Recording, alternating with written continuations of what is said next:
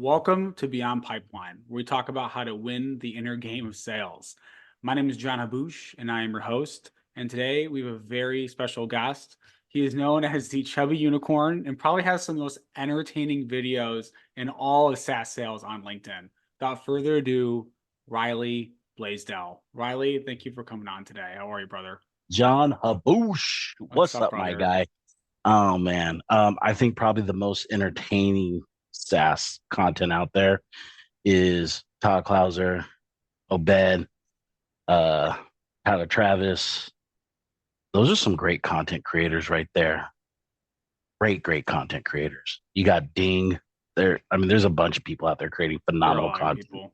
Yeah, there Yeah. are. There are. I say yours especially. There's a clip of you with like the like a Cookie Monster costume on. I just died, dude. I was just like, I don't know what Homeboy's video budget is and how much time he's doing this, but I respect it. I respect it. I'm like, someone get this man a new contract. This guy's putting some good content out there, man. I absolutely love it. And you're Oh, also just a positive force, dude. You're a positive force for people, and you're really real.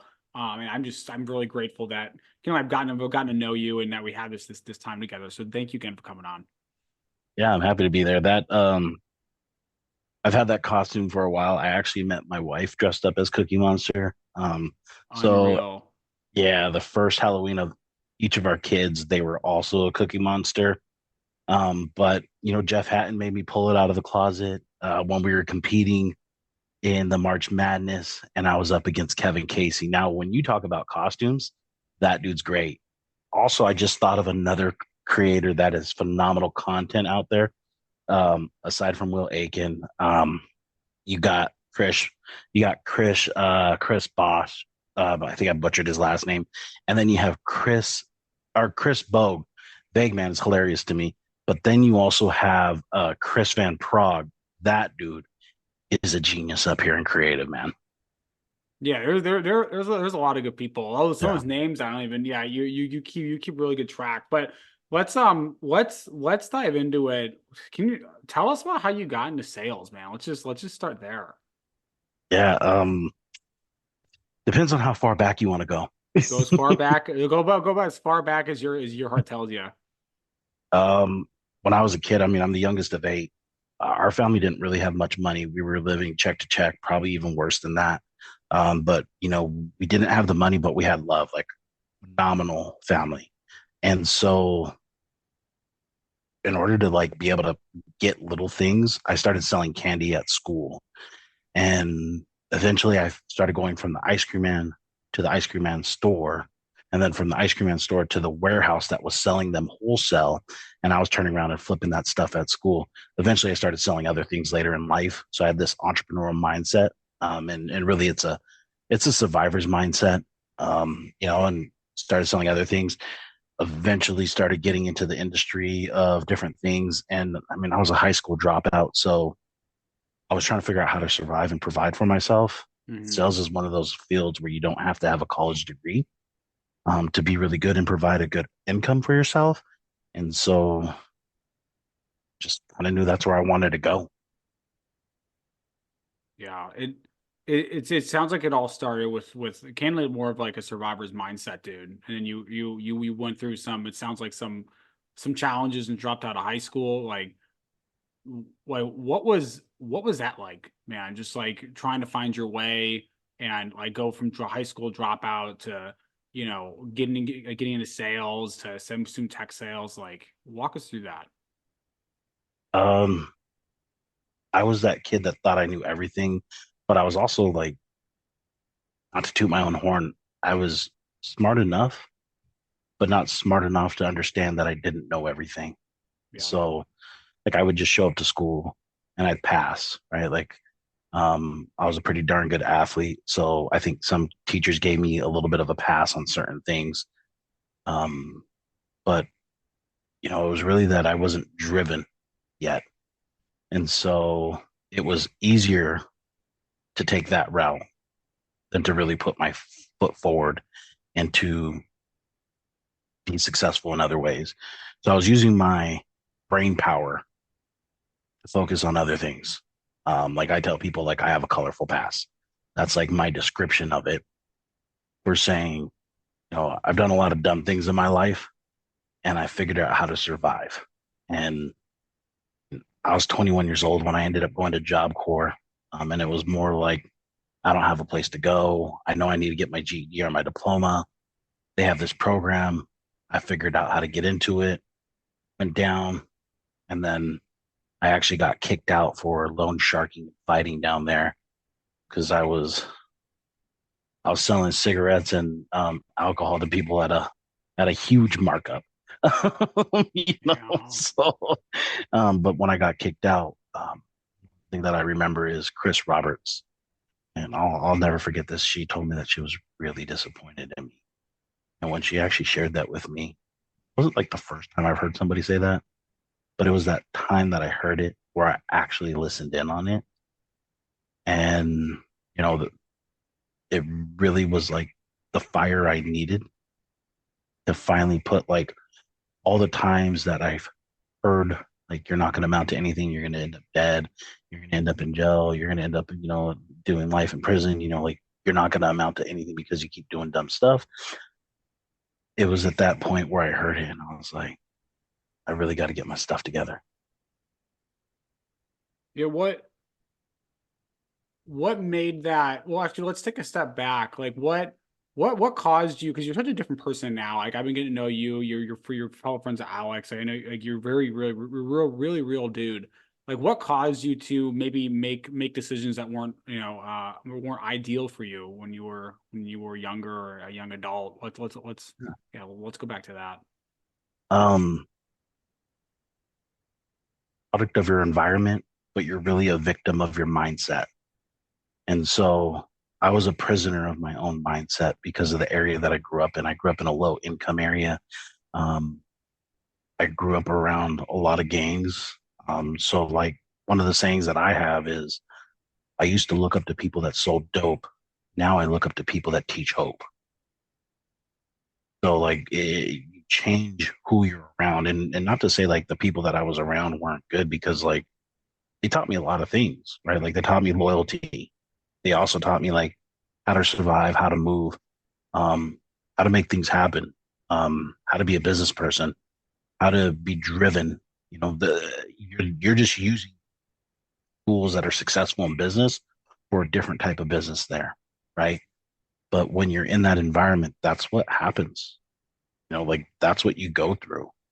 That's what you deal with. That's what you handle. And not everybody that grows up in that kind of environment does what I did. There's people that do worse. There's people that do way better, right? Just depends on your mindset and where you're at in life at that point in time. And things change over time when you start hanging out with different crowds, when you start hanging out with people that start believing in you, start sharing that they believe in you. And it's challenging because you're putting yourself from one place to another place, and you have to really help people. You have to help yourself understand that you can do better. Yeah.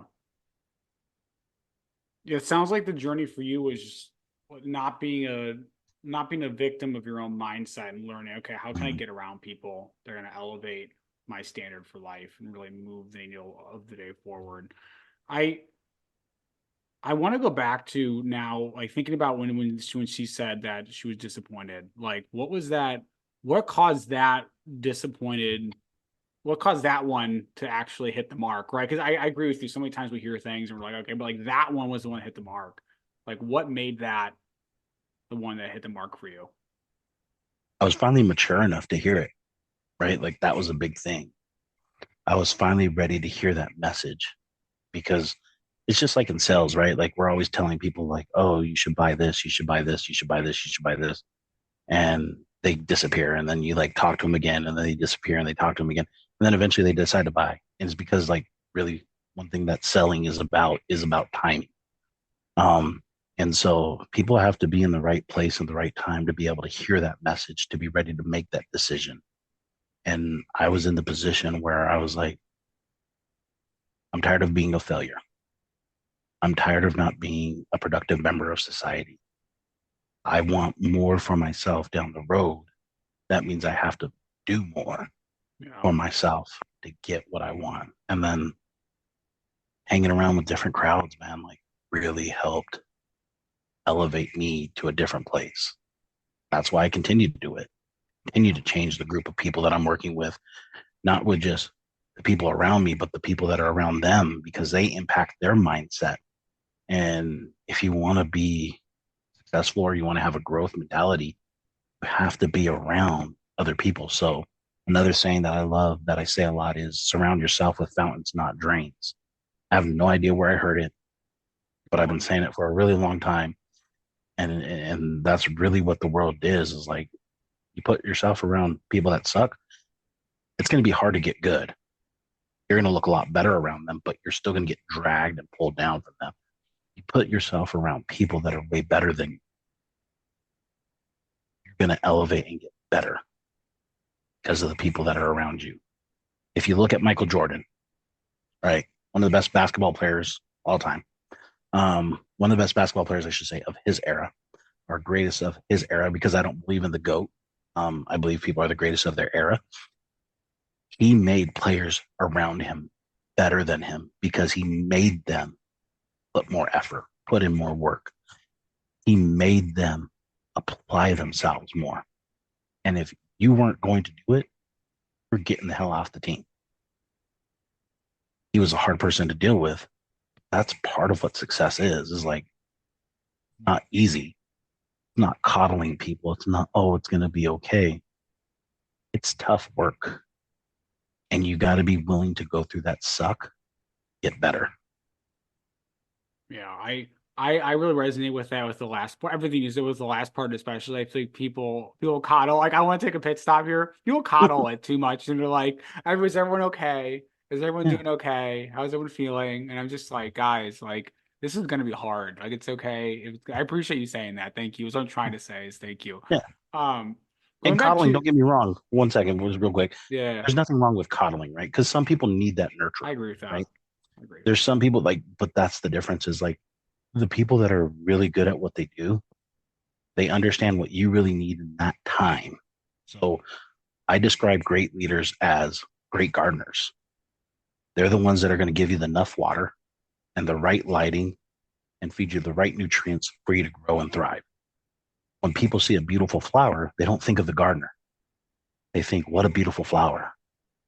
So we need to also give credit to the other people that are around them that are actually nurturing and pouring into them because they are the reason why they're blossoming into that beautiful flower. I like that metaphor a lot, or it's an analogy, regardless. But we're gonna keep moving.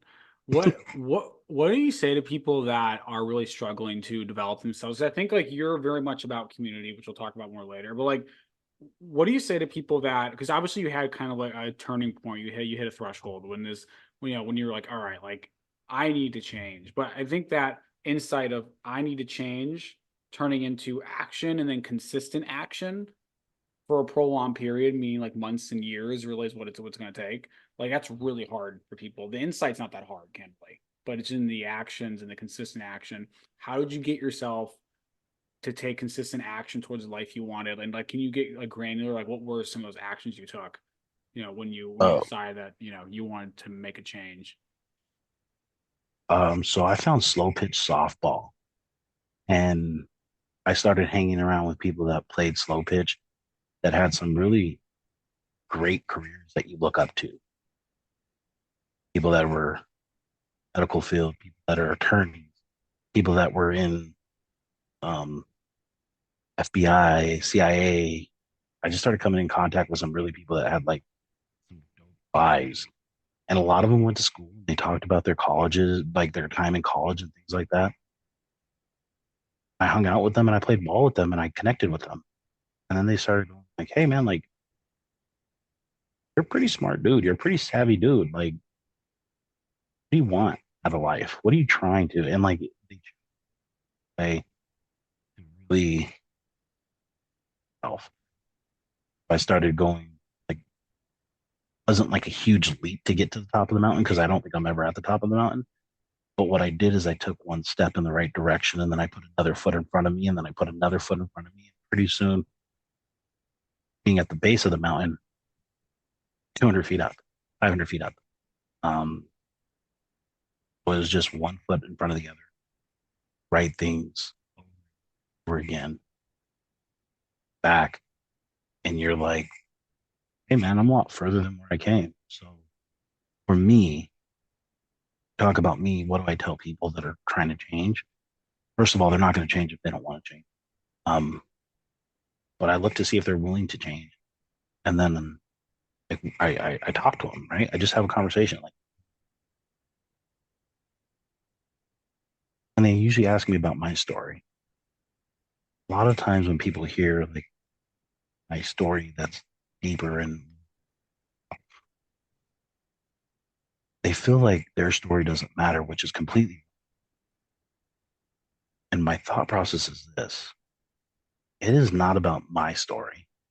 I overcame what I overcame, and I'm working on things as well. But you are strong enough to overcome the things that you overcame, and your story matters. It is not about comparison. It is about compassion. Compassion how far you came, compassion about what you've done, and compassion about other people. It's not keeping up with the Joneses, but it's also Mm. being that voice for others that think that they're not. And so you have to give people the spotlight and the microphone, tell their story. And if they're scared to do it, it's more important because there are other people that are out there that can relate and understand. When they can do that, they can connect. That message is going to help someone else come out of their shell. Yeah. There, instead of holding for me, preventing not only ourselves, but other people growing.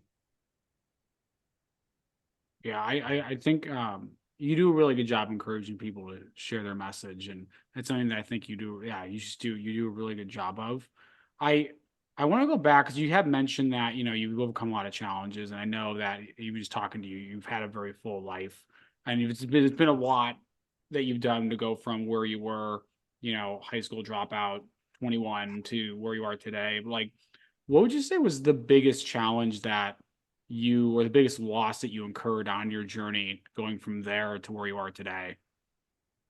Biggest loss? Or biggest challenge? Yeah, what was like a biggest loss, biggest challenge you incurred? The biggest challenge is always going to be the person that's looking back at you in the mirror, right? That is going to be the most difficult critic you're going to have. That's going to be the person that's going to tell you the most that you can't do it. Mhm. People's believe in you. So you got to get rid of that negative energy. Got to get rid of that weak mindset. And it doesn't happen overnight. Got to just keep doing, get the results. And you got to not worry about where you're at now or how much further you have to get done. Mhm. You just got to be proud that you're no longer at that starting point.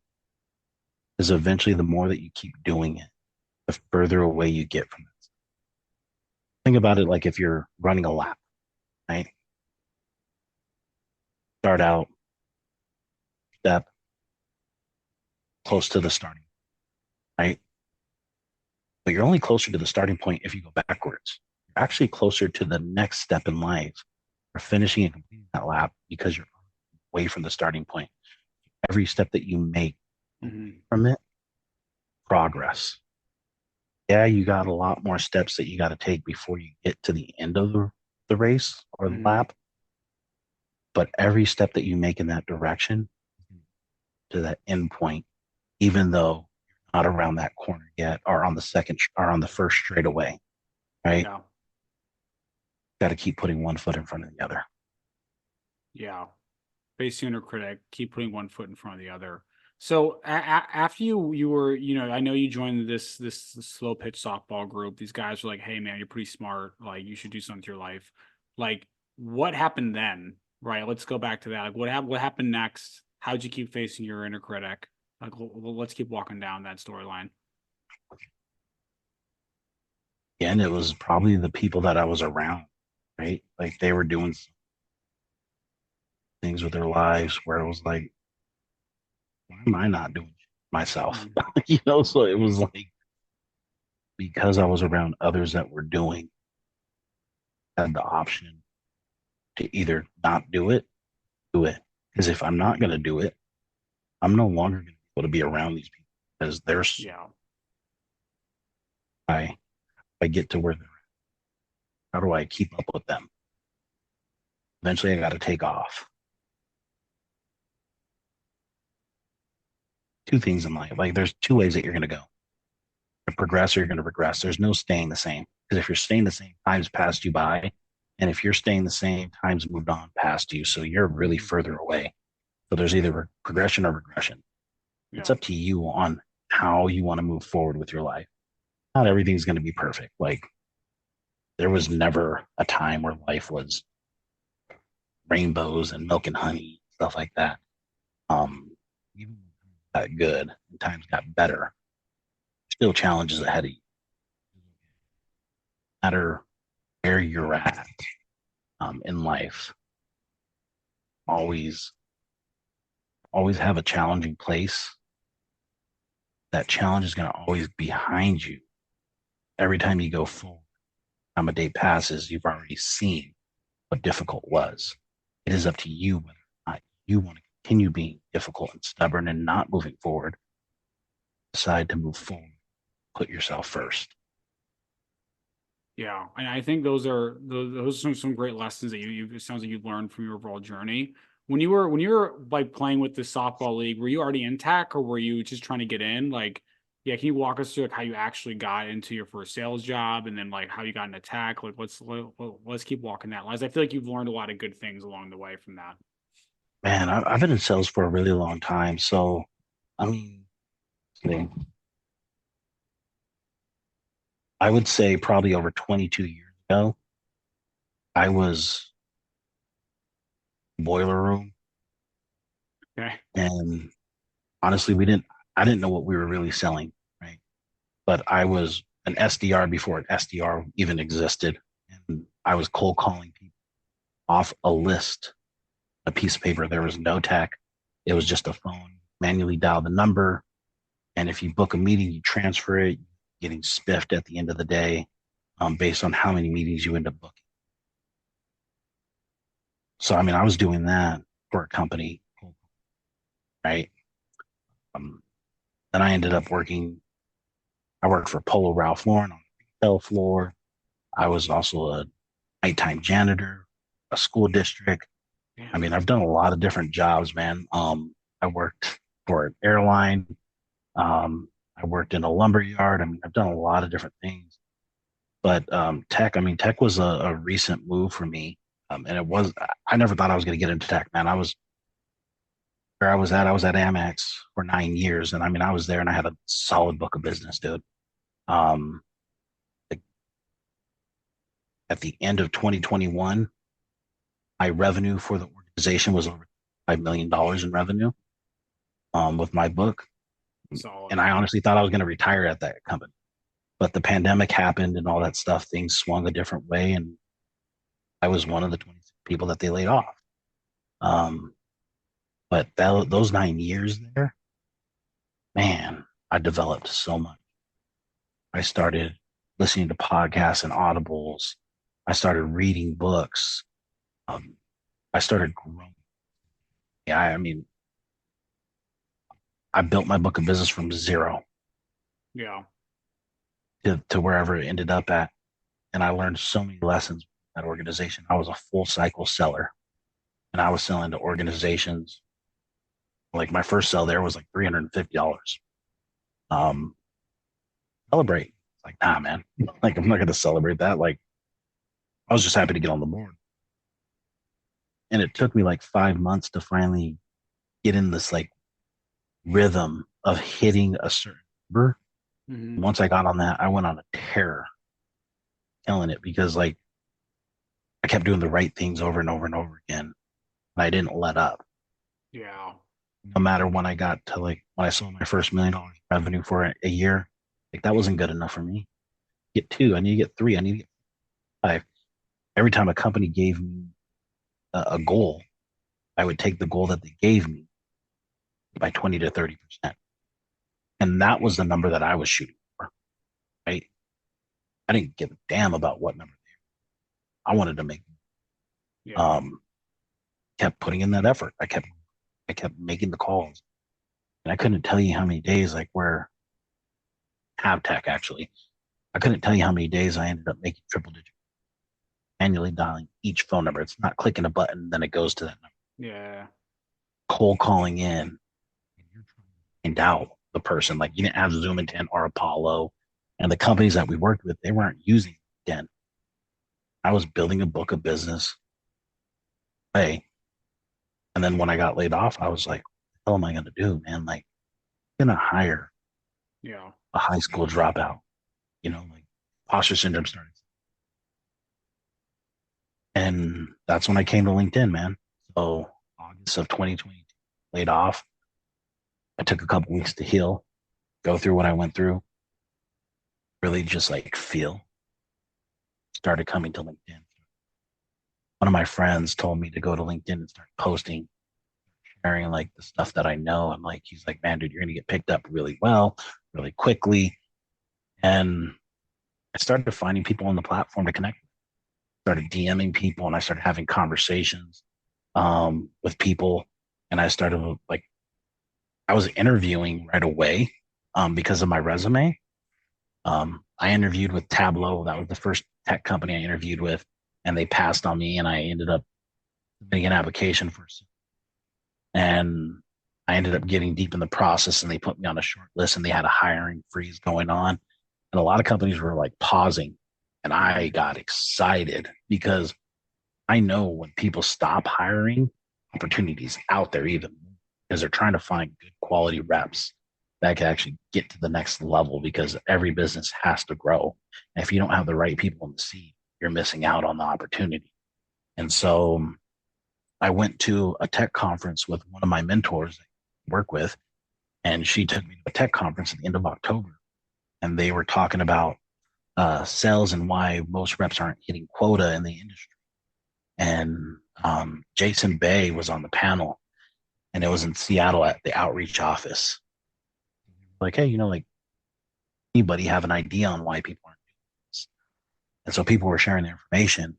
I mean, I felt like an imposter. Like, one, I don't have a job at this time. Two, I'm trying to break into tech. So why should my opinion matter? And I just raised my hand and I was like, yeah, I'd like to chime in on that. They're like, okay, what do you think? Why do you think people aren't hitting quota? The biggest thing is this: people are not investing in themselves for more growth. And here's what I mean by that: car by themselves, probably listening to music.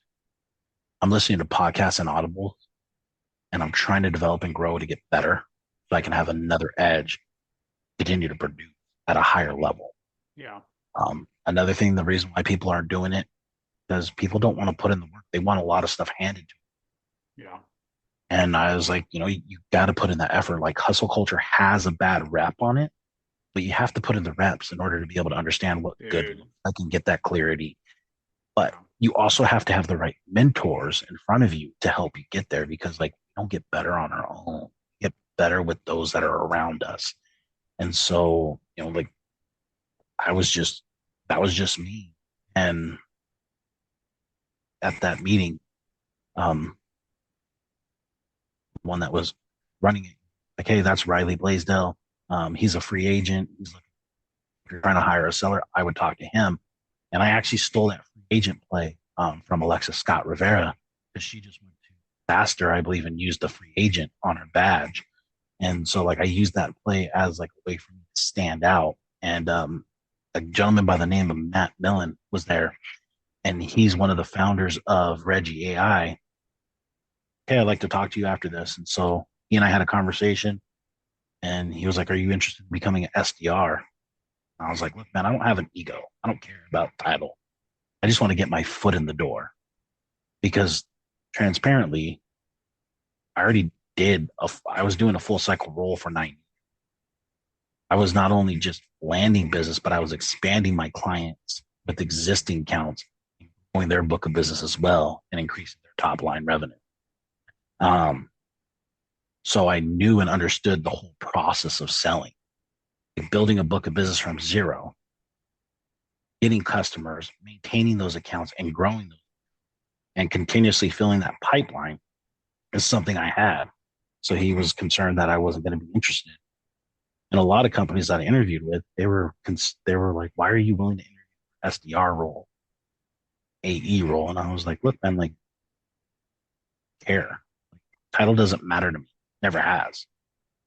Even when I was doing my book of business there at Amex, there was times where I was leading conversations and having one-off people about growth, about how to close deals, helping them close deals. Those are jobs of leaders with titles in their name. I didn't care, but I was able to do it.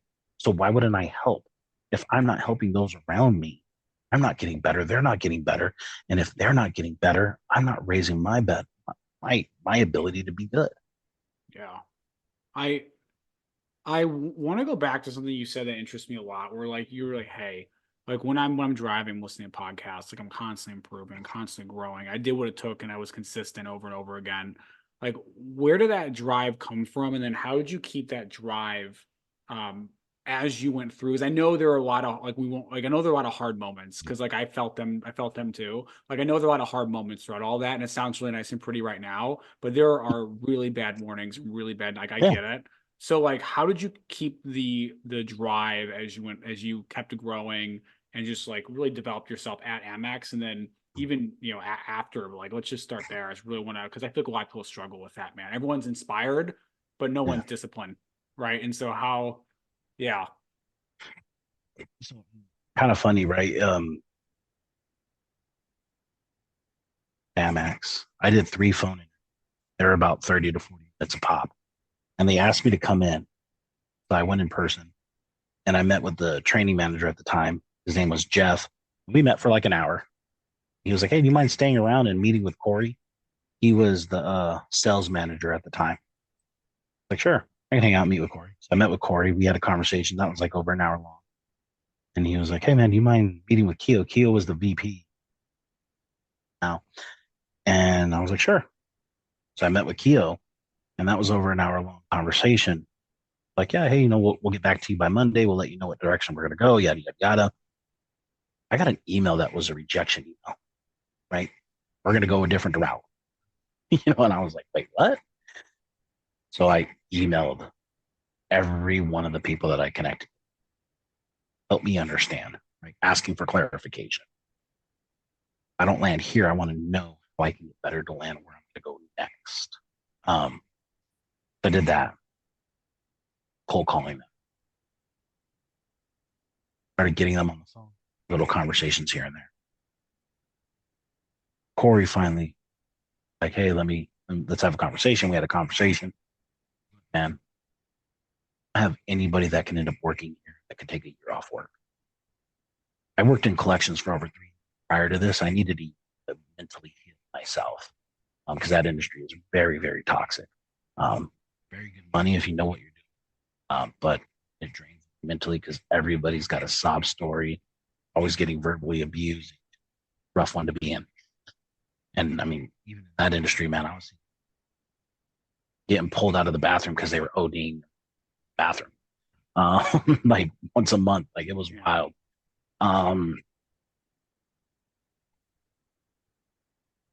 After a while, they kept having conversations.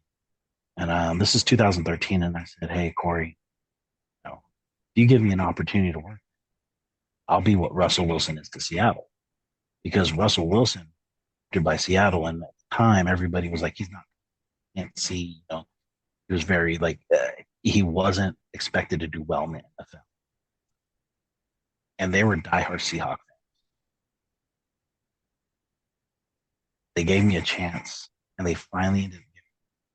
So funny because I ended up working there.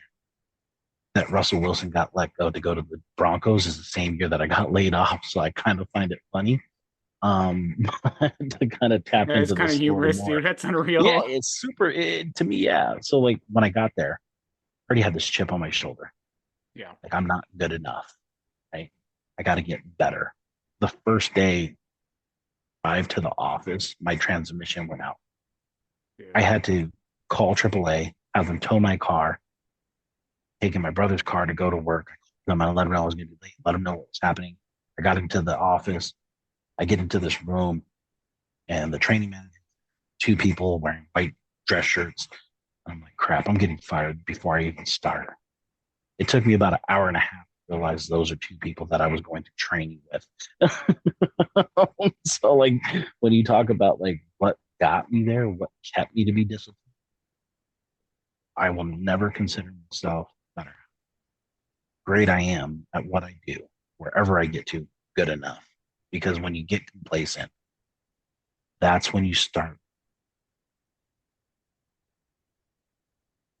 Yeah, I totally agree. When you get complacent, like you stop growing, and then the hunger goes away, and it's hard to restoke. Um, I really admire how you went through all that. You just like you learned, you really stuck with it, man. You freaking stuck with it. You made the cold calls, you made it happen. I think it's a lot of value for people listening. I want to pull on that thread a little further and like what when you did end up getting laid off more recently about again I think nine years later in like in 2022, like how'd you deal with getting laid off mentally? Like what did you do to work through it? Like let's talk about that because I've been laid off myself. A lot Yeah, of people have, but some people haven't, and people right now listening, maybe some people have, yeah, right, and they're sitting unemployed. How did you yeah. work through that and just like regain your confidence, that fire to keep going? Oh man, dude. I went downstairs and hugged Megan, started bawling, and I was like, it was like, wait, fired? Even though I got laid off, that's what I said. I was like, I got fired. But like at the time, I was just like, my life's fucking over. Like, sole provider for my family. We have a kid on the spectrum. We have one baby that's 4 months old. What the hell am I gonna do? Yeah, And she was like, I'll play golf. So, and I went to go play. I couldn't even stand over a ball and hit a ball. Like I had no confidence. It was all like taken away from me.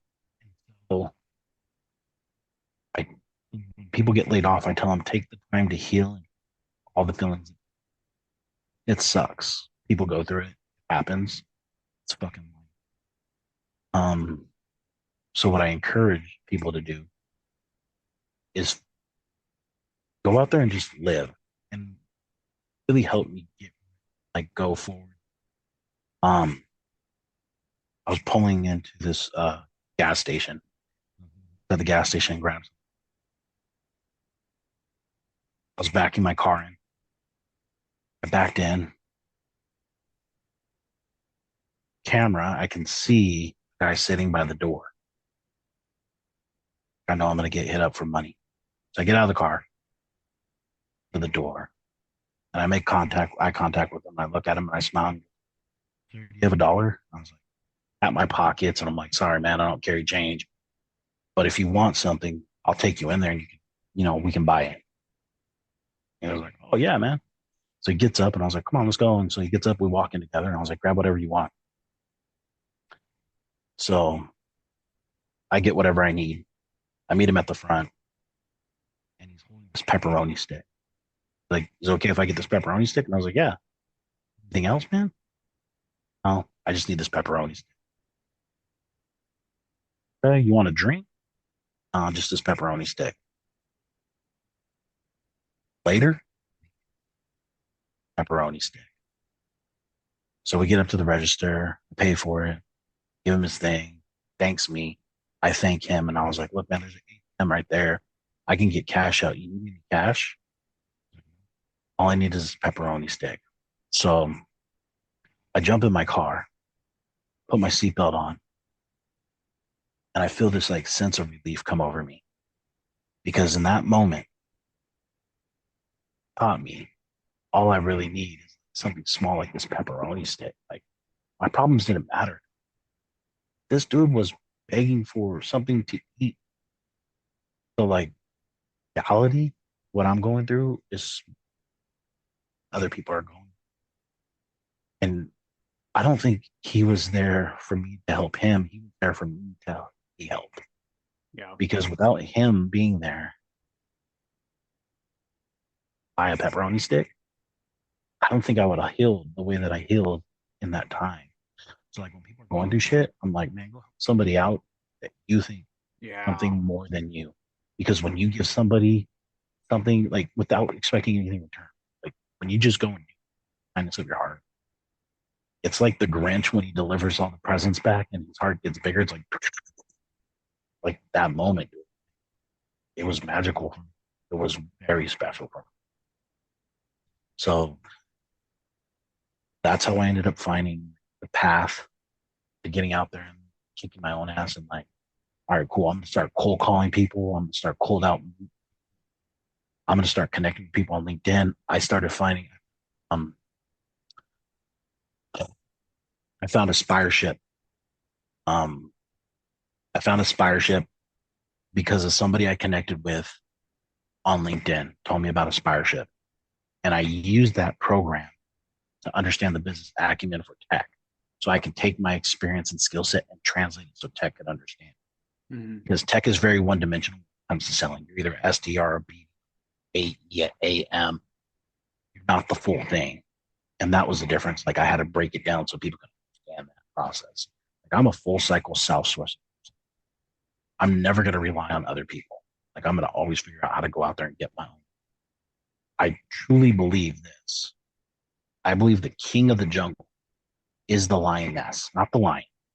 The reason why is this because the lion stays and protects the pride, but the lioness is responsible for hunting and bringing the food back and maintaining health of the pride. Without that food, the lion is not strong enough to defend his territory. Lioness is the real winner. So if you're just depending to be a lion and just waiting for other people to bring you food, they might not be able to hunt that well. What happens if you go out there and hunt with them? You're able to cover more ground, open up more for yourself. Success. Yeah. I I appreciate the way that you just like handled the situation, collected yourself, and just said like, how can I control the controllables so I can then get another opportunity, right? And really push the needle, just push it forward. What do you say to people that have maybe they have financial constraints and they're laid off, maybe they have kids, right? I know that you have a couple children, and obviously one's on the spectrum, so it has obviously Titan has unique challenges. Like, what do you say to them? Because that's such a hard, like, I can resonate with that. I mean, I can resonate with getting laid off and resonate with going through hard financial challenges, things like that, early in my career. But like, I can't resonate with having kids and like, especially, just some of the other challenges. Like, what do you say to people that are in that spot? I don't really say much because like I can't tell somebody to do with their life because I don't know their life. Yeah. I could show them what I've done with my life and I could show them how I did it. Hmm. So I'm a big fan of the saying like teach a man to fish or give a man to fish, right? Like that whole saying. I can teach you how to prospect and build and create community on this platform and open up Hmm. doors. Yeah. I can do that. I can show you how to do it. I can show you what I did, what worked. I can also show you the people that I learned from, right? I can show you the Jen Allens, the Samantha McKennas, the Amy Losses, the Mandy McEwens, Destiny Brands, um, the Alexa Scott Rivera's, the Brianna Doe, the Nikki Ivies. There's so many great people out there that are teaching and giving this game away for free, right? That you can learn if you put effort. Then Yeah. there's people out there that are charging a leg out there. People that are trying to, and like, hey, look, like that's your hustle. Great, cool. Like, do what you got to do. The Tara LaFon Gucci, the Tara Hortzmeyer, like, there's phenomenal people out there that are giving game away for free. If you just spend the time to look and listen, pay attention, get your own, and try it, they'll try again, try again, try again. You're going to generate some results. I mean, that's selling. Like when people are looking at, you're a seller. Your job is to cold call, prospect, and build your pipeline. That is the same thing when you're job searching. You need to fill up opportunity and you need to figure out what you really want to do, the companies that you want to work with, and the leaders that you want to be around. Out to them directly and put that ball in there. Yeah, dude. Give yourself a better Yes, opportunity because, like, this easy apply button, that shit don't work, dude. man. Yeah, It's, man. oh, like, I'm going to Yeah, hit the simple button. Like, everybody's doing the easy. But the people that are really getting dude. That's the wisdom. conversations by doing Yeah, the work that others want. dude. And That's how I like, got my job at Sprout. I cold called my current manager. I cold called that dude. yeah, let's Dude, go. I was exactly 2 years and 4 months unqualified in terms of experience for the current role I have. You know? So, so Amex, it required a college degree. That was like one of the things that they required. I don't have a Yeah, college degree, but I yeah. landed my role there. When I worked at Paycor, they had requires a college degree. I didn't have a college degree out there. Dude, I built a relationship with Molly Boyd. I connected with that's what it Dustin takes, Bailey, bro. That's what it and takes. he and I connected, and we had conversations. And for them is because of the leadership they had in that place at that time. You know what I mean? Like great leadership is hard to come by. If you want to get yourself around, they left. Yeah. I was looking at my exit for an opportunity for growth, and people were like, "Hey, you need to get into this industry." And I found and connected with some people. Like, this is what, and I trusted what they said. They're people that I look up to and I admire, and because of other people, I'm able to pour into other people. So, Yeah. you know, the Sims Tillerson, the Spencer Smith, the Nancy Giacalone, Isaacs, the Gentrys, the Yeah. Chris Hamiltons, the Andy Nearys, the Emma Foxes. Like these are people that you guys probably don't know, but they're in this industry for the benefit space. These are people that poured into, that gave me time and conversations to help me get to the next level, open up a door and do. Um, so like build a community, build a network, Yeah. pour into others, be the neighbor that's willing to share your Kool-Aid with somebody. Hey, they don't have sugar. I got sugar. You don't have milk. Great. I got milk for your cereal. Be that neighbor. You need help. You can't cut your lawn. Great. I'm going to go over there and cut. You're not in town. I'll go get your milk. Be that neighbor community that creates a cul-de-sac where people feel safe and that they're there for you and you're there for them. And when you do it, opportunity opens up. Dude, I absolutely love it. I usually ask a question to wrap up of what's the one lesson that you'd leave people with, but I think that's probably it for you. So where I'm gonna skip that. Where can people find you to learn more about you? Because there's so much more. I could sit here with you for probably 3 or 4 hours and just riff. I know you have a meeting in about 5 minutes. So where can people find out more about you? Um, I'm a pretty open book on LinkedIn. You need me, send in my DMs like Pete Rose say. I'm open to having conversations, but don't slide in my DMs saying because of somebody sent you if they didn't send you. Just be honest and have a transparent conversation. Look, I want to learn more because I want to do X, Y, and Z. Here's where I'm You at. have a reason. I Don't heard say you pick your brain. like, Yeah. yeah, like if you want to say pick my brain, tell me why you want to pick my brain. Yeah. Like Give me a you reason, got dude. 300 characters to be able to use Yeah. it. If not, great, cool. Show up in my comments. If you show up in my comments, I'm going to know your name. I'm going to recognize you. I'm going to go over there and support you. And if I see that you're open to work and you have a green banner up, usually I slide in their DMs and I ask how I can help because I had a green banner too. And I understood how hard it was to get that green banner torn down. And I understood what kind of work I needed to put in.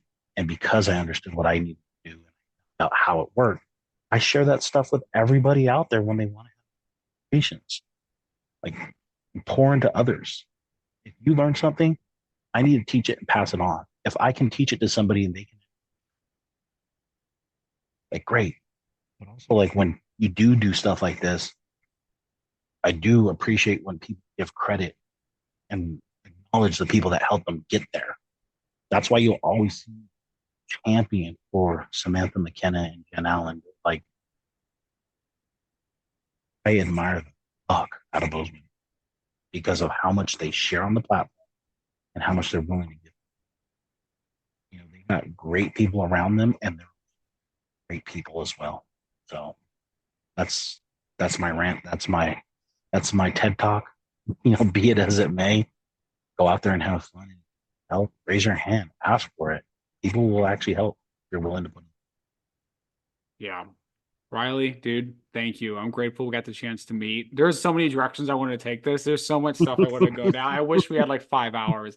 Brother, I really appreciate your energy, just your kindness and just your love for other people and for just building, just for helping people, man. I really appreciate it. You're clearly just a good dude and a good soul. So, yeah, man, I'll talk to you soon and thank you so much for coming on.